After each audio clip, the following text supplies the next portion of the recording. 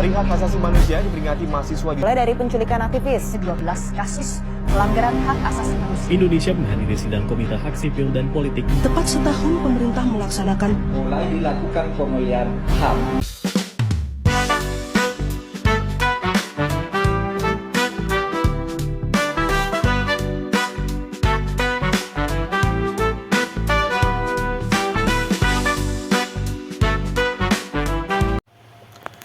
Assalamualaikum warahmatullahi wabarakatuh.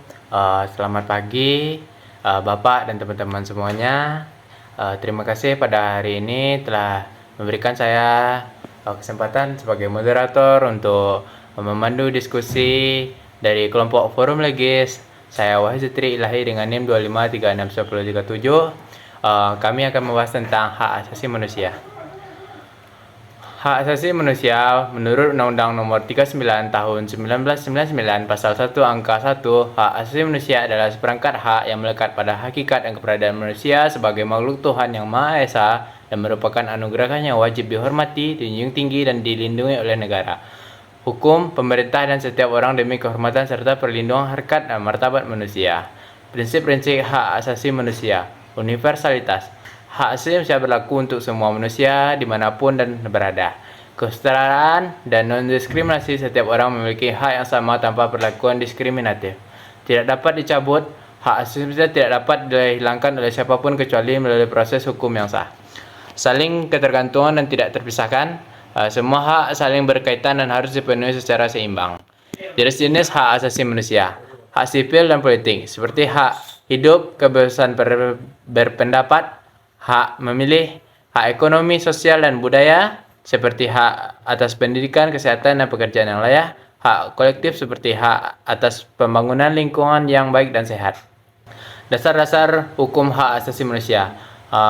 Dalam hukum internasional, hak asasi manusia didasarkan pada hukum PBB, yaitu United Nations, dan Universal Declaration of Human Rights pada tahun 1948 dan Covenant International pada 1966. Dalam Konstitusi Nasional Negara Indonesia diatur dalam Undang-Undang Dasar Negara Republik Indonesia tahun 1945, Undang-Undang Nomor 39 tahun 1999 tentang hak asasi manusia, dan Undang-Undang Nomor 26 tahun 2000 tentang Pengadilan Hak Asasi Manusia. Lembaga penegak hak asasi manusia yaitu Komisi Nasional Hak Asasi Manusia, Mahkamah Konstitusi Republik Indonesia, Pengadilan Hak Asasi Manusia, peran LSM, dan media. Perkenalkan, nama saya Cynthia Aprilia dengan NIM 25369117. Selanjutnya, saya akan membahas mengenai sejarah pengakuan HAM. HAM lahir sebagai reaksi terhadap kekuasaan absolut yang sewenang-wenang dan tidak dibatasi oleh hukum. Pembatasan kekuasaan raja mulai ditegaskan melalui dokumen seperti Magna Carta, POR, and Bill of Rights. Pemikiran tokoh seperti John Locke memperkuat gagasan pembatasan kekuasaan dan perlindungan hak warga. Gagasan HAM kemudian berkembang secara global melalui Universal Declaration of Human Rights. Selanjutnya ada perkembangan HAM menurut Karel Vasak. Di generasi pertama, ada hak sipil dan politik, mencakup hak hidup, kebebasan, persamaan di depan hukum. Generasi kedua, ada hak ekonomi, sosial, dan budaya, mencakup pendidikan, pekerjaan, dan kesehatan. Di generasi ketiga, ada hak solidaritas, mencakup pembangunan dan lingkungan hidup. Di generasi keempat, menekankan keadilan sosial dan kritik terhadap ketimpangan pembangunan. Selanjutnya, sifat hak asasi manusia. Hak asasi manusia atau HAM dimiliki oleh setiap orang tanpa membedakan bangsa, ras, agama, atau jenis kelamin, sehingga bersifat universal. Namun, dalam pelaksanaannya, HAM dapat dipengaruhi oleh nilai budaya, sejarah, sistem politik, dan kondisi sosial masing-masing negara, yang dikenal sebagai relativisme kultural. Oleh karena itu, meskipun HAM bersifat universal, penerapannya dapat berbeda di setiap negara. Selain itu, HAM tidak selalu bersifat mutlak karena dapat dibatasi oleh undang-undang. Hal ini telah ditegaskan dalam Universal Declaration of Human Rights pasal 29 ayat 2 serta dalam Undang-Undang Dasar Negara Republik Indonesia tahun 1945 pasal 28J yang menyatakan bahwa penggunaan hak dan kebebasan harus menghormati hak orang lain serta mempertimbangkan moral, keamanan, dan ketertiban umum dalam masyarakat demokratis. Kewajiban negara terhadap HAM.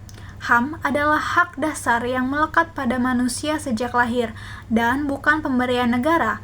Karena itu, hak tersebut tidak boleh dicabut atau dilanggar. Negara berkewajiban untuk menghormati, melindungi, dan memenuhi HAM setiap warga negara sebagai bentuk tanggung jawab dalam menjamin perlindungan hak asasi manusia. Adapun bentuk pelaksanaannya yaitu yang pertama melalui membentuk peraturan yang sesuai dengan prinsip HAM. Yang kedua, menyediakan mekanisme pengaduan dan peradilan yang adil. Ketiga, menjamin persamaan di depan hukum tanpa diskriminasi. Dan yang terakhir, memberikan edukasi tentang pentingnya penghormatan HAM. Adapun perhubungan HAM dengan demokrasi. HAM merupakan syarat penting bagi terwujudnya demokrasi yang sehat dan berkelanjutan. Keduanya memiliki hubungan yang sangat erat. HAM tidak dapat berkembang dalam negara totaliter, sedangkan negara demokratis wajib menjamin dan melindungi HAM. Pelaksanaan HAM sangat bergantung pada kualitas demokrasi suatu negara. Semakin baik demokrasinya, semakin baik pula penegakan HAM.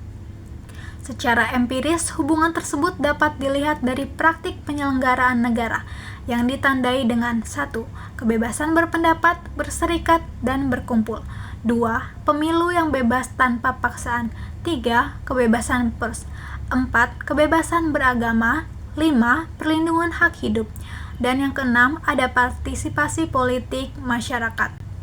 Selanjutnya, ada Deklarasi Universal HAM. Universal Declaration of Human Rights. Deklarasi Universal HAM adalah deklarasi yang diadopsi oleh PBB pada tanggal 10 Desember 1948 sebagai standar umum perlindungan HAM di seluruh dunia. Dokumen ini memuat 30 pasal yang menjamin hak sipil, politik, ekonomi, sosial, dan budaya bagi setiap orang tanpa diskriminasi. Meskipun tidak mengikat secara hukum, deklarasi ini menjadi dasar perkembangan hukum HAM internasional. American Convention of Human Rights adalah perjanjian HAM yang berlaku di kawasan Amerika dan mengikat negara-negara anggota organisasi negara-negara Amerika atau OAS yang meratifikasinya. Konvensi ini mengatur pelindungan hak sipil dan politik serta membentuk sistem peradilan HAM regional untuk menegakkan dan mengawasi pelaksanaannya. Selanjutnya, Deklarasi ASEAN tentang HAM. ASEAN Human Rights Declaration adalah deklarasi yang disahkan pada tahun 2012 oleh negara-negara ASEAN sebagai pedoman perlindungan HAM di Asia Tenggara. Deklarasi ini memuat hak sipil, politik, ekonomi, sosial, dan budaya, serta menekankan penghormatan terhadap kedaulatan dan nilai-nilai regional. Sifatnya tidak mengikat secara hukum, tetapi menjadi komitmen bersama negara ASEAN dalam memajukan HAM. Berikutnya tantangan HAM di era modern. Pertama, perkembangan teknologi dan hak privasi. Tantangannya adalah menjaga hak atas privasi dan kebebasan berekspresi tanpa mengabaikan keamanan dan ketertiban umum. Dalam praktiknya, perkembangan teknologi digital membuat data pribadi semakin mudah tersebar dan berpotensi disalahgunakan, sehingga diperlukan regulasi serta kesadaran masyarakat untuk melindungi informasi pribadi. Yang kedua, keamanan nasional versus kebebasan sipil. Kebijakan ini bisa melanggar hak atas kebebasan dan hak atas peradilan yang adil jika tidak diawasi dengan baik. Oleh karena itu, penting adanya keseimbangan antara kepentingan negara dan perlindungan hak individu agar tidak terjadi penyalahgunaan kekuasaan. Yang ketiga, intoleransi diskriminasi. Polarisasi politik dan penyebaran kebencian di media sosial memperparah situasi ini. Kondisi tersebut dapat memicu konflik sosial serta memperlemah persatuan masyarakat jika tidak diatasi dengan sikap toleransi dan penegakan hukum yang tegas. 4. Krisis lingkungan dan perubahan iklim. Isu ini kini menjadi perhatian dalam forum internasional karena kerusakan lingkungan secara langsung mempengaruhi hak dasar manusia. Dampaknya tidak hanya pada lingkungan tetapi juga pada kesehatan, kehidupan, dan kesejahteraan masyarakat secara luas. Yang kelima, ketimpangan ekonomi dan globalisasi. Hak ekonomi, sosial, dan budaya seringkali belum terpenuhi secara merata. Hal ini menyebabkan kesenjangan sosial yang dapat berdampak pada meningkatnya kemiskinan dan ketidakadilan dalam masyarakat. Selanjutnya adalah salah satu contoh pelanggaran HAM yang terjadi di Indonesia, yaitu meninggalnya seorang aktivis HAM, Munir Said Thalib. Munir Said Thalib adalah seorang aktivis HAM sekaligus pendiri Kontras yang dikenal vokal dalam menangani kasus penculikan aktivis tahun 1998 serta berbagai dugaan pelanggaran HAM oleh aparat negara. Pada tahun 2004, ia berencana melanjutkan studi S2 di Belanda. Pada 6 September 2004, Munir berangkat dari Jakarta menuju Amsterdam menggunakan pesawat Garuda Indonesia dengan rute Jakarta-Singapura-Amsterdam. Saat transit di Singapura, Munir bertemu dengan Polikarpus Budihari Priyanto, seorang pilot Garuda Indonesia yang saat itu tidak sedang bertugas sebagai pilot utama dalam penerbangan tersebut. Dalam pertemuan itu, Polikarpus diketahui memberikan minuman kepada Munir. Tidak lama setelah melanjutkan penerbangan dari Singapura menuju Amsterdam, Munir mulai merasa sakit, mengalami muntah, dan kondisi kesehatannya semakin memburuk, hingga akhirnya meninggal dunia sebelum pesawat mendarat di Amsterdam pada 7 September 2004. Setelah dilakukan autopsi oleh pemerintah Belanda, ditemukan adanya kandungan arsenik dalam kadar tinggi di dalam tubuh Munir. Dari hasil tersebut disimpulkan bahwa Munir meninggal akibat keracunan arsenik. Dan kasus ini kemudian dinyatakan sebagai pembunuhan berencana. Proses penyidikan dan persidangan berlangsung pada periode 2004 hingga 2008. Dalam proses hukum, Polikarpus Budihari Priyanto ditetapkan sebagai tersangka karena diduga memasukkan arsenik ke dalam minuman Munir. Selain itu, muncul dugaan keterlibatan pihak intelijen, termasuk pejabat dari Badan Intelijen Negara. Nama Mudi Purwo Pranjono yang saat itu menjabat sebagai Deputi kelima Badan Intelijen Negara turut terseret dalam penyelidikan. Pada tahun 2005, Polikarpus dinyatakan bersalah dan dijatuhi hukuman, awalnya 14 tahun penjara yang kemudian mengalami perubahan dalam proses hukum. Sementara itu, pada tahun 2008, Mudi diadili, namun akhirnya dibebaskan karena dianggap tidak cukup bukti. Sebelumnya, pemerintah juga membentuk tim pencari fakta (TPF) untuk mengusut kasus ini, tetapi laporan lengkapnya tidak segera dipublikasi secara terbuka, sehingga menimbulkan kritik dan kecurigaan dari masyarakat sipil terhadap penanganan kasus tersebut. Hingga kini, kasus Munir masih menjadi salah satu simbol penting dalam perjuangan penegakan HAM di Indonesia. Peristiwa ini tidak hanya mencerminkan hilangnya nyawa seorang aktivis, tetapi juga menunjukkan tantangan besar dalam penegakan keadilan, mengungkapkan kebenaran secara menyeluruh, serta memberikan perlindungan bagi para pembela HAM di masa depan.